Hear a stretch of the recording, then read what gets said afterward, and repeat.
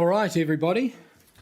Good morning and welcome, including our guests, a warm welcome to our Te Puna Kōrero meeting of the 14th of July 2022. Let's move straight into apologies. Have an apology from Taku Parai. I don't think Taku's online, so an apology from Taku. We note, Mose, that you are beaming in. Thank you. So I'll move the apologies. Do I have a seconder? Thanks, Mike. All those in favour? Those against? Carried. There are no items for the public forum aside from the one and under 6.1. And we'll move straight to conflict of interest declarations. Are there any conflicts of interest to declare this morning? There being none, we'll move on to notification of extraordinary business. And there are no items to report here either. So that moves us to the confirmation of minutes of the Te Puna Kōrero meeting of the 23rd of June 2022. I'll move those minutes as a true and correct record to put them on the table. Do I have a seconder, please? Yes, Izzy, thank you very much. Any corrections, notes? No. I'll therefore move those minutes. So true and correct record. All those in favour? Aye. Those against? Carried. So that moves us to our reports, and item 6.1 is the hearing of submissions for the renaming of Kalliope Park to Matai Horua Park. I'm going to move this report to get it onto the table. Do I have a seconder? Yeah, Jeff, thanks. And I'll note that we have two submitters this morning, and we will hear those submissions now. Can I ask Elizabeth, do you want to come up to the table, please? Thank you. Just note that, is that on the, yep. Thank you. So you've got 10 minutes, and during that 10 minutes, we'll take questions as well. If councillors have any questions that seek clarification of what you're saying or more information, then they can ask those. So you might want to leave a bit of time for that at the end. Aside from that, thank you. Welcome, and away you go. Thank you, Mr. Chairman, Madam Mayor and councillors. This little notice in the paper says that you are renaming Kalliope Crescent and you want our views. My view is that it should stay as Kalliope because it's part of New Zealand's, not only just Porirua's, but New Zealand and Samoans' history.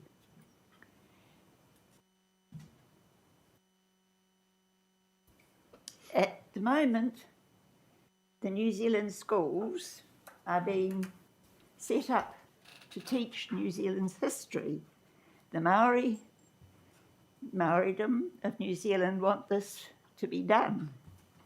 If you remove the name of Kalliope from New Zealand's history, you are going against what New Zealand is wanting.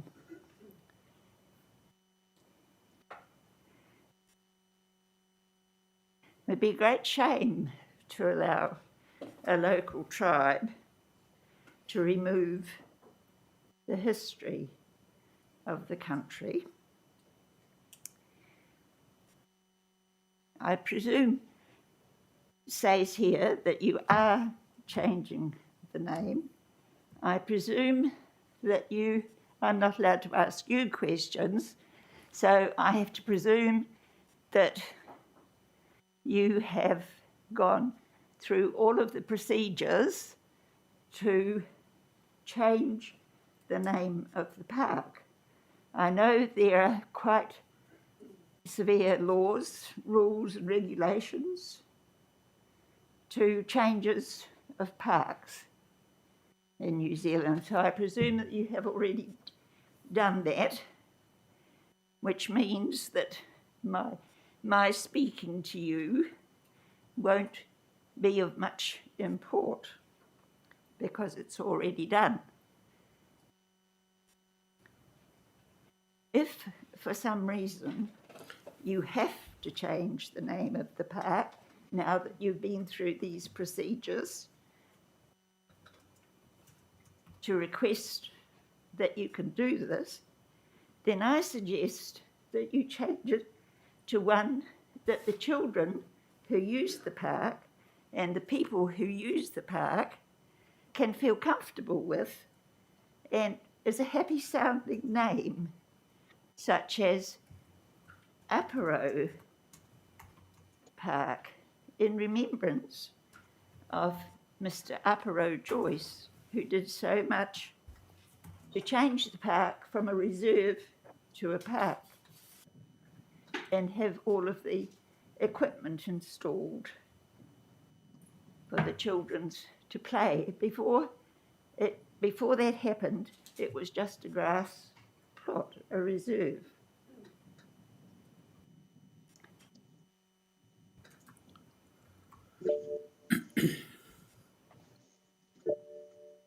And that's about really all that I have to say, except I'd just like to remind you that this is all done in remembrance of Te Raupraha being taken to Auckland on the Calliope.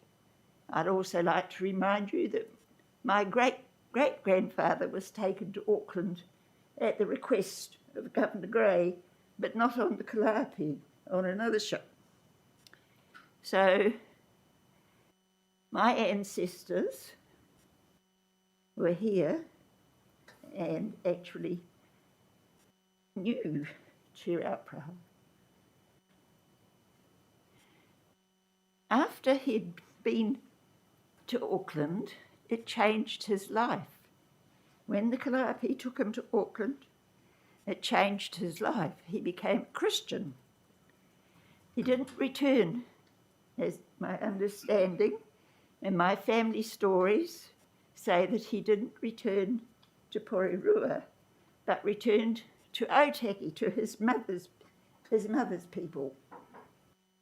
And there, as you all will know, he was instrumental in building a wonderful big new church.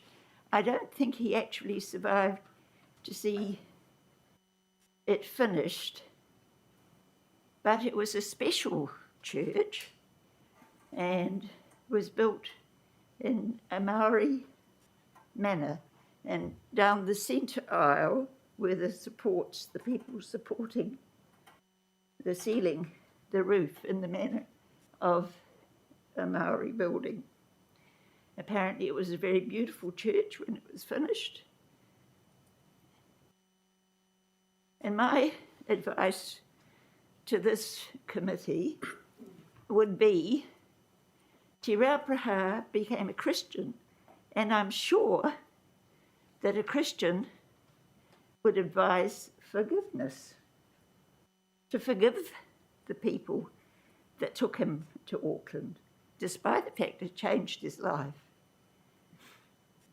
And then, of course, there's an old saying, forget and forgive and forget, whichever way it goes. I'd like you to keep that in mind, because this is creating a bit of a stir in Cannons Creek. To start with, when Calliope Park was not changed at the same time as Calliope Crescent, people thought that you, as a city council, didn't know you had a park called Calliope. Or neither did Ngāti Toa, which was done at the same time. A lot of people are finding it difficult. They've lived all of their lives in Calliope Crescent and used Calliope Park, and they're finding it very difficult to suddenly have this news that you're changing it without their knowledge.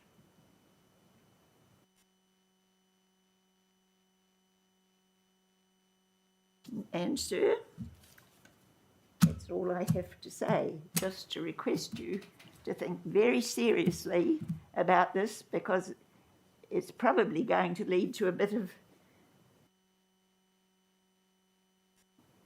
what will we say, racial discrimination, racial distress in the community. Thank you, Elizabeth. I just as a point of clarification, we haven't made up our minds yet. Oh.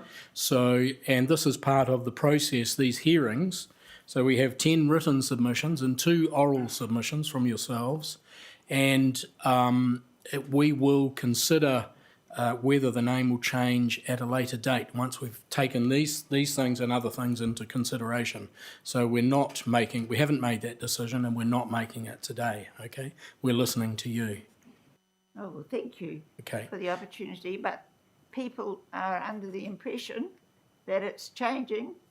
It Well, says there's a here, proposal. Council are renaming Calliope Park. Yeah. They want your views. They've already got a name which has been gifted to them. Yeah. Yeah, okay. Councillors, do you have any questions? Farfoi, you have a question for Elizabeth. Hi, Liz. Thank you for coming in. Hey, just a question. During your submission, your oral submission, you mentioned about changing Samoa's history. Just curious. Oh. You mentioned that changing Samoa's history maybe too. there I need to make an explanation. My family were mariners, Right. ship sailors and what have you. So I've got a lot of stories about ships in New Zealand history. And I know that the Calliope, at one stage, I must have been the High Chief or somebody in Samoa requested help from New Zealand to send their warships to Samoa. While they were there, a huge storm, which I suppose we would call a hurricane now, arose, and all of the ships, now I can't remember if it's 4 or 7 ships in Apia Harbour, didn't survive the storm. They all sank. Calliope was the only one to escape because her captain, she had a really good captain, could see what was going to occur and escaped through before the storm actually hit, and was able to go back after the storm, after the storm, and assist Samoa.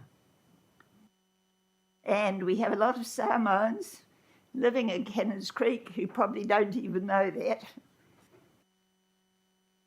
Yeah, thank you, Liz. I appreciate that. Any other I was just kind of questions? curious in terms of how Yeah. it doesn't affect it. It's just the streets affects that, but not the history itself. Thank you. Thank you.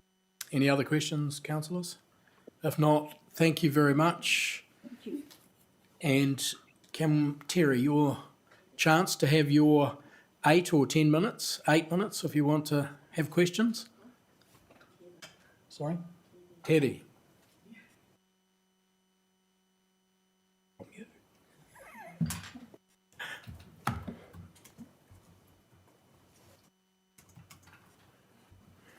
Mr. Chair, Worship the Mayor, councillors and others. My submission is on history. On coming to Porirua, we were pleased and proud to learn Porirua's history. And one of the guiding principles to me was Councillor Bill Harrigwini, who knew the history.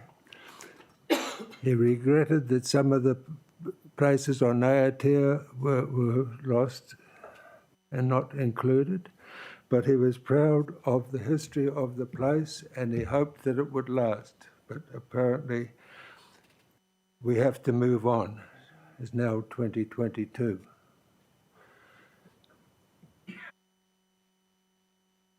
my point, when my original submission was Matahora,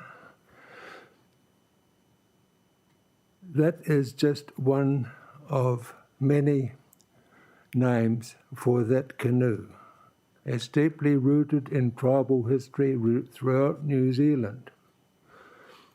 And the Ngāpuhi have a different one, Matahora. So you can see, and there's about 6 or 7 others if you want to do the inquiry for it. My point that the name of Matahora does not fit the locality, and being head-on with that of a Maori, of Samoan minister. So you can see the conflict there.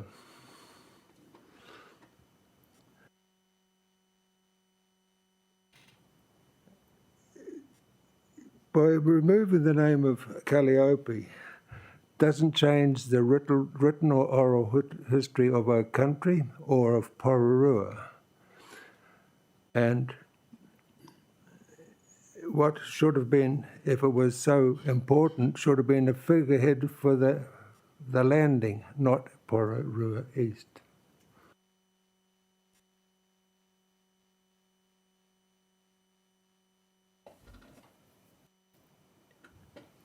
Also, the importance of the name of Kupe's canoe is not to be taken lightly by any people.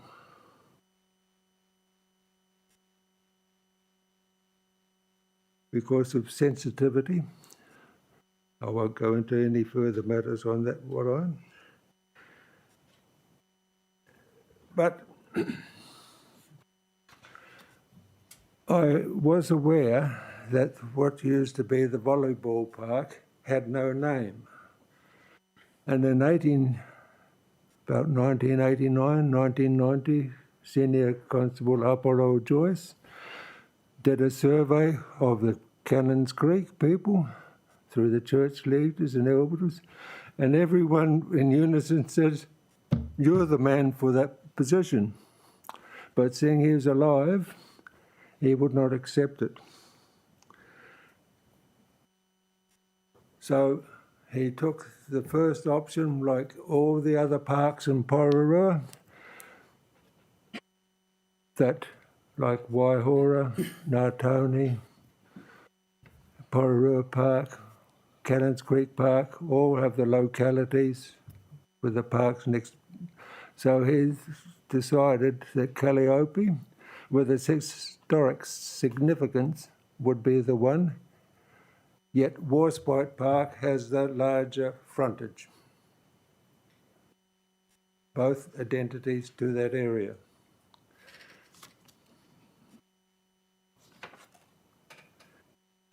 But to me,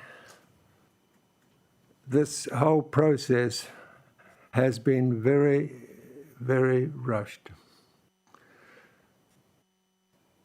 You have the Porirua project going ahead in that area where streets have been removed, and with it the redevelopment, new streets and names can be put in without any serious problem. But to change or remove streets is not the way to go about it, or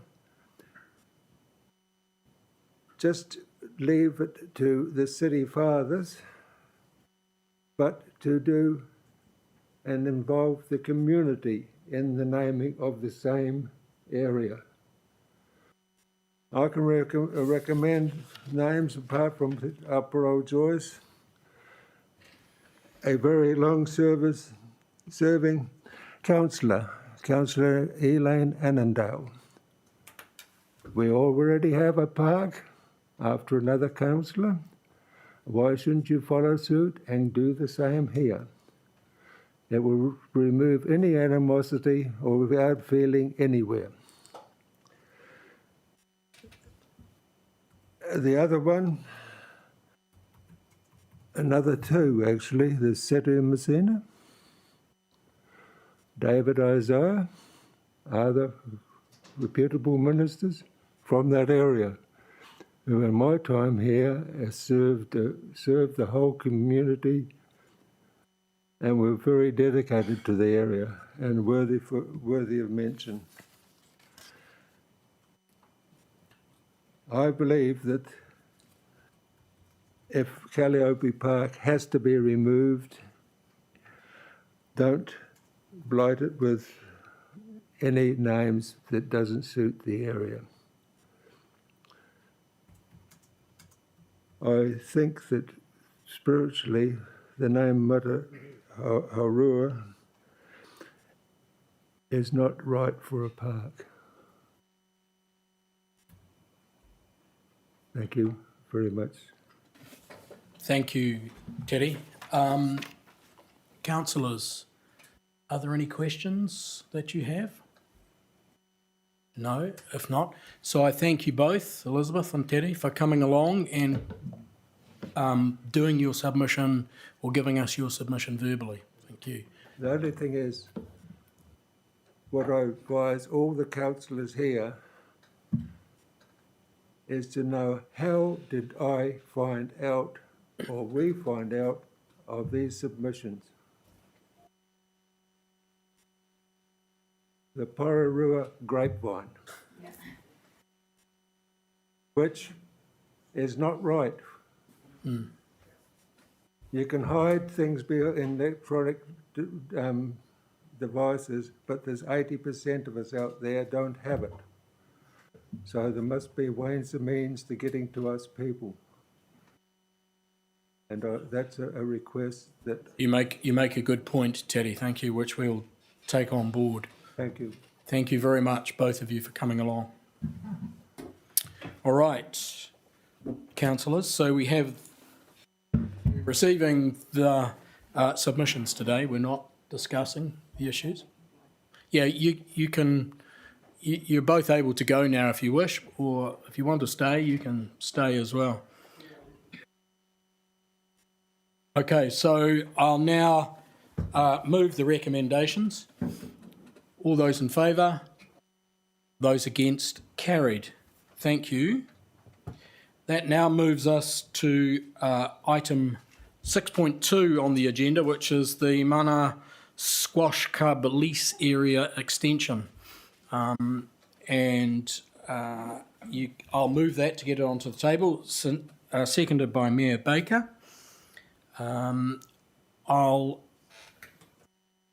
I'll take it that we've all read the report and can see that there have been some concessions made in terms of impingement onto cycleway, etc. Matt, do I see Matt? You're going to, do you want to just give a very brief overview of this, just so that we're very clear about what's going to happen? And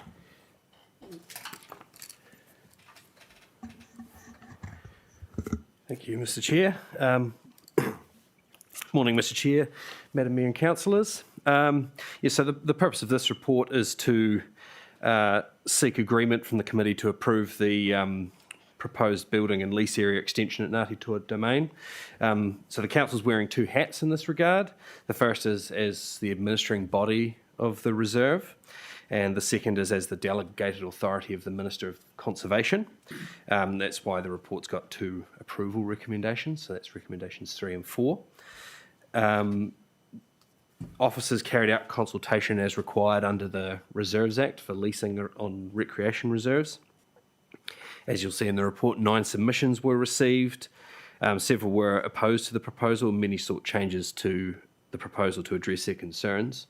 So in May, officers invited the Squash Club and submitters to a pre-hearing meeting to work through those concerns and agree how they'll be resolved. All parties withdrew their right to be heard, as solutions were reached which reduced or resolved their concerns entirely. So as a result, we don't need a hearing today, and the report suggests conditions that will go onto the amended lease document, as well as actions by the Parks team to mitigate the impacts of the lease extension. Thanks, Matt. Now, are there any questions from councillors? Mayor Baker. I have to say it's not a question, I'm sorry. Oh, well, It's no, a comment that's fine. because, It's a comment. thanks, Matt, that was really good. And I'm really pleased you listened. This is a win for this table because we fought back on this and the residents wanted it. So I actually see this as a win for the council, which is, you know, pretty big here occasionally. I think the last one was the dog park. So it does happen, but thank you to the officers and thank you for actually dealing with all those other groups because they are all really happy. So it's a good outcome, so thank you. I agree, Mayor Baker. It was Mayor Baker and I had a little bit to do with it as well, along with others, and I think it was a really good outcome. So well done, Mike. Yeah, in the meeting 4th of November when we first were presented with this proposal, it said, the officer's report said, if the recommendation is not adopted, that was to decline the proposal, and the proposal progresses, it's recommended that a crime prevention through environmental design, CPTD, assessment be undertaken. So I see in option 1 on 21D that a reference to the CCTV and security lighting. Is that as a result of a CPTD investigation? Through the chair, we didn't end up carrying out the full CPTD assessment, but it was determined that the lighting and the CCTV cameras would be sufficient. It's good. Any other questions? Yes, Jeff. Thank you, Matua Upoko. Thank you for the presentation of the report. Mike kind of caught onto the same point I was going to make, which is I just want to check the additional security lighting and CCTV cameras covered under point D, episode 21D. Is that at the cost of the squash club or at the cost of the council to install those items? At the cost of the squash club. Understood. Thank you. No more questions. Yep. Anyone else? In that case, I'll move the recommendations. All those in favour? Those against? Carried. Thank you very much. Thank you, Matt. So now we get to item 6.3, which is the Local Government New Zealand remits. I'm going to move that we receive the tabled item. Do I have a seconder, please? Yeah, thank you very much, Josh.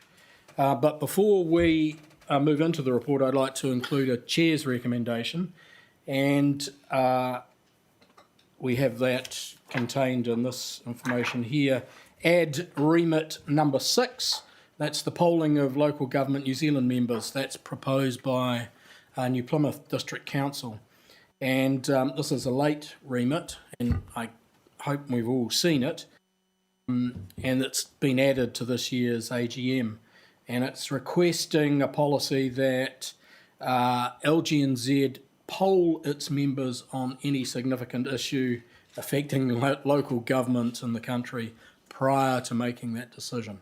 So that's what that is about. I'm going to move that motion, covering everything. Do I have a seconder, please? Yeah, Nathan. So I'll now open it for discussion. Does anyone wish to make any comments, or particularly about the added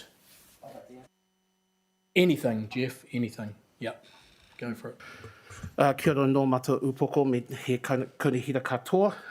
This is more about the process that LGNZ has detailed for us as part of this process that we're about to vote on.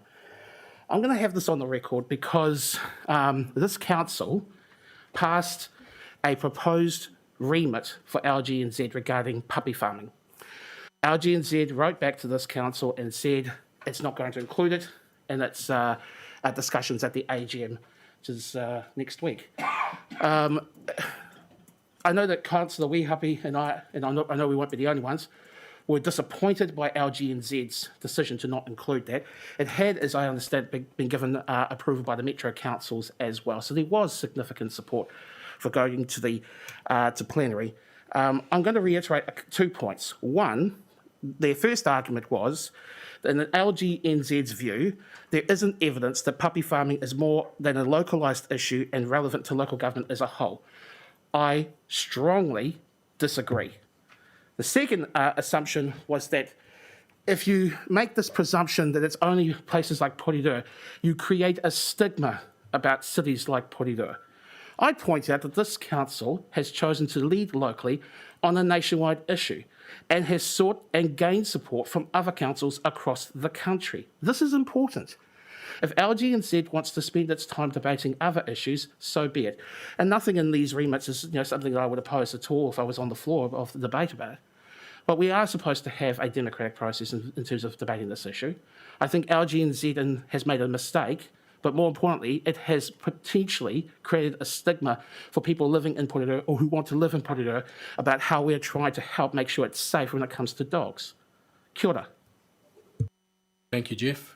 Has anyone else got any comments to make? Kylie. I just want to say that I 100% back what Councillor Hayward has, and I would like that noted.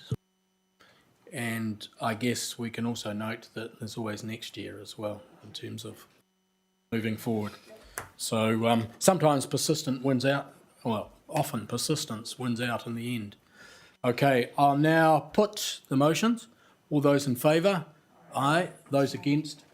Carried. Sorry, Councillor Regan. Sorry. For number 6, did we get a support for that one? Yes, we did. Yep. Was Nathan? Yep, we did. Yep, both. So the carrying of the motion stands, all right? Okay. Right, now that brings us to the end. I want to I'll move that we move into public excluded. Do I have a seconder, please? Yes, Councillor Farfoy. Sorry, yeah, I note. Yeah, you'll have to leave.